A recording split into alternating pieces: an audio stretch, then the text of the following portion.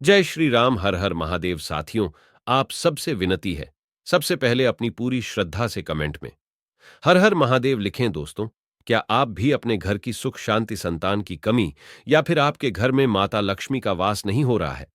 आपके घर के सुख शांति में रुकावट आ रही है और आपके कार्य नहीं बन रहे हैं? तो आज की इस वीडियो में हम बहुत ही महत्वपूर्ण जानकारी देने वाले हैं। जो भी महिलाएं रात में अपने पति के साथ सोती हैं, उन महिलाओं के लिए यह जानकारी बहुत ही जरूरी है मित्रों। जो महिलाएं अपने पति से नाराज रहती हैं या अपने पति के साथ नहीं सोती हैं, तो इस वीडियो को नजरअंदाज बिल्कुल भी मत कीजिए। इस वीडियो को आप लोग भी अंत तक जरूर देखें, क्योंकि यह वीडियो आप लोगों के लिए बहुत ही लाभदायक सिद्ध होगी। चलिए वीडियो शुरू करते हैं। उससे पहले, हे लक्ष्मी माता, जो भी इस वीडियो को लाइक कर चैनल को सब्सक्राइब करे, उनके घर में धन दौलत की कमी ना हो और उसके परिवार में सदैव खुशहाली बनी रहे।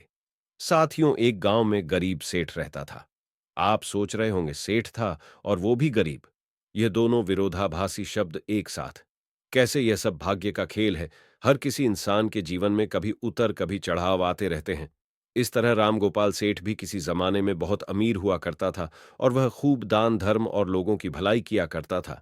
लेकिन समय बदला और वह धीरे धीरे निर्धन होता गया और आखिरकार वह इस हालत में पहुंच गया कि लोग उसे गरीब सेठ के नाम से जानने लगे। लेकिन कहते हैं ना कि अच्छे कर्मों का फल देर से ही सही मिलता। जरूर है, ऐसा ही कुछ इस गरीब सेठ के साथ भी होने वाला था। जिस गांव में यह सेठ रहता था, वहां के राजा ने यह ऐलान करवाया कि जिसने भी अच्छे काम किए हैं, वह अपने काम गिनवाकर राजा से, उसके बदले में जो भी उसका मन हो, राजा से लेकर जाए। इस ऐलान को सेठ की पत्नी ने सुन लिया। सेठ की पत्नी बहुत खुश हो गई, क्योंकि वह जानती थी सेठ ने अपने अच्छे दिनों में अनगिनत अच्छे काम किए हैं। ये बात जब उसने सेठ को बताई तो सेठ भी खुश हो गया और बोला, अगर ऐसा है तो फिर हमें बहुत बड़ा इनाम मिलना चाहिए, क्योंकि हमारे अच्छे कामों की सूची बहुत बड़ी है। अगले दिन सेठ सुबह सुबह 4 रोटियां बांधकर राजा के महल की तरफ चल पड़ा। सफर लंबा था। आधे रास्ते में पहुंचने के बाद सेठ काफी थक गया। सेठ एक पेड़ के नीचे बैठ गया और वहीं पर अपने साथ लाए रोटी को जैसे ही खाने की सोचा कि तभी वहां पर उसके सामने एक गाय और उसके 2 बछड़े सेठ के हाथों में रोटियां देखकर आ गए और उसके सामने ही आकर खड़े हो गए। और उनके हाव भाव सेठ ने समझ लिया कि वह भूखी है और सेठ से खाना मांग रही है। अपने अच्छे दिनों में सेठ के पास काफी गायें थीं, इसलिए गायों का व्यवहार सेठ अच्छे से जानता था। सेठ की स्थिति भले ही अभी अच्छी ना हो, लेकिन सेठ का स्वभाव बिल्कुल भी नहीं बदला। वह पहले से ही परोपकारी था, इसलिए उसने गायों को अपनी रोटी खिला दी और खुद पास वाले तालाब से सिर्फ पानी पीकर सेठ अपने सफर में आगे बढ़ गया। जब वह राजा के दरबार पहुंचा तो राजा ने पूरे दरबार के सामने सेठ से उसका नाम पूछा और अपने अच्छे कर्मों के बारे में बताने के लिए कहा। सेठ ने राजा को प्रणाम किया और अपने कर्मों के बारे में बताया। सेठ ने कहा, महाराज, मैंने कई लोगों को खाना खिलाया, कि मंदिरों में दान दिया है, कई निराश्रित लोगों को आश्रय दिया है, साधु संतों की सेवा की है, और ऐसे ही दर्जनों काम बताने के बाद बोला, ये है मेरे कई सारे अच्छे कर्मों में से कुछ अच्छे कर्म, उनके बदले आप जो भी इनाम देना चाहते हैं दे दीजिए। थोड़ी देर सोचने के बाद राजा बोला, अगर तुम्हारे कुछ और अच्छे कर्म है तो वह बताओ, क्योंकि अब तक जो तुमने बताया है उन्हें मैं अच्छे कर्म की श्रेणी में नहीं गिनता। सेठ को राजा की बात सुनकर बहुत आश्चर्य हुआ और सेठ ने कहा, अगर आपको मेरे द्वारा बताए गए कार्य अच्छे कर्म नहीं लगे तो मेरा बाकी के कर्मों का उल्लेख करना फिजूल है। आप मुझे इजाजत दीजिए, मैं वापस जाता हूं। सेठ दरबार छोड़कर जाने लगा। तब राजा के दरबारी में से एक ने अपने राजा के पास जाकर कुछ कहा, जिसे सुनने के बाद राजा ने सेठ को वापस दरबार में बुलाया। राजा बोला, तुमने अपने आज के अच्छे काम के बारे में तो बताया ही नहीं। सेठ बोला, महाराज, आज मैंने कोई अच्छा काम किया ही नहीं, फिर मैं आपको कैसे बताऊं? राजा ने दरबारी को खड़े होकर सारी घटना बताने के लिए कहा।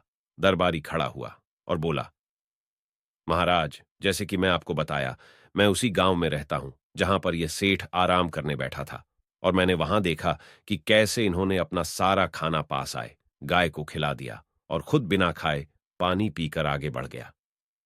सेठ को पता चला गया कि राजा किस बारे में बात कर रहा था, तो सेठ ने राजा से कहा, किसी जानवर को खाना खिलाना कौन सा पुण्य का काम है?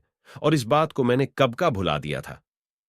राजा ने सेठ से कहा, मेरे महान गुरुजी के बताएं अनुसार मैं भी उन्हीं कामों को पुण्य मानता हूं जिन्हें करते समय सच में निस्वार्थ भाव से किया जाए, उसी के लिए किया जाए जिसको उसकी जरूरत हो, और सबसे बड़ी बात उस काम को करने के बाद भुला दिया जाए। यही कारण है कि आज तुमने जो काम किया है वह तुम्हारे द्वारा किए गए आज तक के सभी कामों में सबसे उत्तम और श्रेष्ठ है, जिसके लिए तुम सच में इनाम के हकदार हो। इसके बाद राजा ने को सेठ को अपना सबसे विश्वसनीय सेवक का पद दे दिया।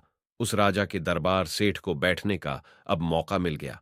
सेठ बहुत खुश हुआ और तुरंत अपनी पत्नी को बताया कि राजा ने मुझे अपने यहां सबसे करीबी सेवक के रूप में रखने को कहा है।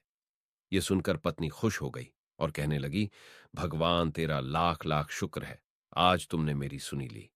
अब सेठ राजा के निजी सेवक के रूप में राजा के साथ रहने लगा। राजा उस पर बहुत ज्यादा भरोसा करता था, क्योंकि उसे पता था कि सेठ बहुत ईमानदार आदमी है। वह कभी भी धोखाधड़ी या बेईमानी नहीं करेगा। दरबार में जब भी कोई मुख्य कार्य होता तो राजा साहब सेठ को ही वह कार्य सौंपते, और सेठ भी बड़ी ईमानदारी से सारा काम अपनी देखरेख में ही करवाता था। एक दिन राजा के महल में कोई साधु आता है। राजा ने साधु का बड़े सम्मान पूर्वक अपने महल में स्वागत किया, उसे भोजन पानी आदि करवाए, साधु की अच्छे से सेवा की, जिस कारण साधु राजा साहब से बहुत खुश हो जाता है। उसके बाद साधु राजा साहब से कहते हैं कि हे राजन, मैं आपकी सेवा भाव से बहुत प्रसन्न हुआ, इसलिए मैं आपको एक छोटी सी सीख देना चाहता हूं। उन्होंने कहा कि हर पुरुष को हमेशा इस बात को याद रखना चाहिए कि किसी भी पुरुष को अपनी पत्नी से अच्छे से संबंध रखना चाहिए। यदि कभी पति पत्नी के बीच अनबन या झगड़ा होता है तो उसे समय रहते जरूर सुलझा लेना चाहिए, क्योंकि पति पत्नी के आपसे कलह के कारण घर में गरीबी और दरिद्रता वास करने लगती है। पति और पत्नी के बीच विश्वास और प्रेम होना बहुत आवश्यक है। हर पति को यह बात याद रखनी चाहिए कि कभी भी पत्नी से गुस्सा होकर दूर नहीं रहना चाहिए, क्योंकि इससे पत्नी के हृदय में बहुत बड़ा दुख पहुंचता है, और पत्नी घर की लक्ष्मी मानी जाती है। और यदि लक्ष्मी को ही दुख पहुंचेगा तो घर में धन दौलत की कमी होना शुरू हो जाएगा, घर में गरीबी आने लगेगी। हर पति और पत्नी को सदैव पास रहकर एक साथ ही सोना चाहिए, क्योंकि एक साथ सोने से घर में धन दौलत और बरकत बढ़ती है, क्योंकि इससे माता लक्ष्मी भी प्रसन्न होती है। जब घर की लक्ष्मी प्रसन्ना रहेगी तो माता लक्ष्मी जरूर प्रसन्न रहेगी। इतना कहकर वह साधु राजा के राजमहल से चला जाता है। कुछ दिन बाद राजा का रानी से झगड़ा हो जाता है और वह दोनों अलग अलग जगह पर रहने लगते हैं, अर्थात दोनों एक दूसरे से दूर रहने लगते हैं। रानी अपने कक्ष में सोती है, राजा अकेले अपने कक्ष में सोते थे, लेकिन रानी राजा को देखने के लिए हर रात उनके कक्ष में जरूर जाते थे। उन्हीं के महल में एक बहरूपिया भेष बदलकर सिपाही के रूप में रहता था, जो कि दूसरे दुश्मन राजा का जासूस था। जब उसे पता चलता है कि राजा और रानी के बीच इस समय झगड़ा चल रहा है, तो वह इसका फायदा उठाने की कोशिश करता है और राजा को मारने का षड्यंत्र रचने लगता है। एक रात को वह आपने कुछ साथियों के साथ राजा को मारने के लिए उसके कक्ष में जाने को तैयार होता है, क्योंकि राजा अपने कक्ष में अकेला सोया होता है। उनके साथ उनकी रानी भी नहीं होती। वह खुफिया दुश्मन राजा साहब के कमरे जाता है। तभी रानी राजा को देखने के लिए उसके कमरे की ओर आ रही थी। जैसे ही उन्होंने देखा कि कोई उन्हें मारने के लिए उनके कमरे में जा रहा है, तभी रानी ने पीछे से कुछ सिपाहियों को भेजकर उसे पकड़वा लेते हैं। सुबह जब राजा को इस बात का पता चलता है, तब महारानी को धन्यवाद देता है और उसे साधु की बात याद आती है कि उसने कहा था, सदैव पति पत्नी आपस में मिलकर एक साथ रहना चाहिए, क्योंकि इससे घर में धन दौलत की बरकत होती है और सभी का भाग्य अच्छा बना रहता है। यदि सही वक्त पर रानी ने यह सब देखकर नहीं रोका होता तो मेरा धन दौलत और प्राण सब दूर हो जाता। इस प्रकार राजा को अपनी गलतियों का एहसास हुआ। फिर राजा अपनी गलती का सुधार किया और राजा रानी एक बार फिर से साथ में खुशी खुशी रहने लगे। दोस्तों, वीडियो अच्छी लगी हो तो एक लाइक और चैनल को सब्सक्राइब कर बेल आइकन जरूर प्रेस करें, ताकि आगे आने वाले रोचक वीडियो आप तक पहुंच सके। धन्यवाद।